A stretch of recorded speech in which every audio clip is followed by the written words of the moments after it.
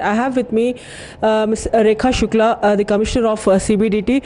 Ma'am, tell us the fact that it's a big challenge for the Income Tax Department as the financial year ends. Is it been a satisfying year in terms of tax collection? The department has been acting in two directions. One effort has been to widen the tax base, and secondly, we try to deepen the tax base. Right. By widening the tax base, we mean that people who are not filing their returns of income, although they have taxable income, so we try to bring them into the tax net by asking them to file their returns of income. By deepening the tax base, we mean that people are filing their returns of income, but they are not correctly disclosing their returns of income. So there is again a tax evasion involved in such cases. So by deepening, we go in for intensive investigation through various methods and try to ascertain as to what is the amount of tax evasion. We have also been trying to leverage the technology in such a manner that we enter into a non-intrusive regime of information collection and targeted action. So this way we have issued so far about 26.5 lakh communications through our e-filing portal.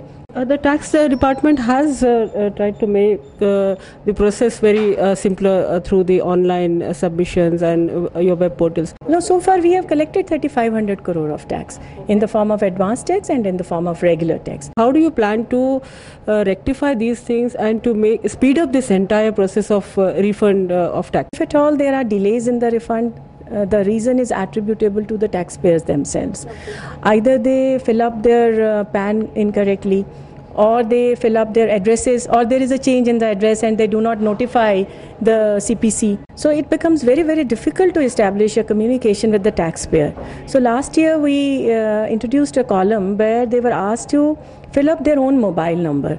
Do you hope collection of the tax collection will go up with your monitoring systems, as you said, and the reminders which you are sending now? I do hope that with the spread of awareness and with the use of information technology, these hiccups would be overcome.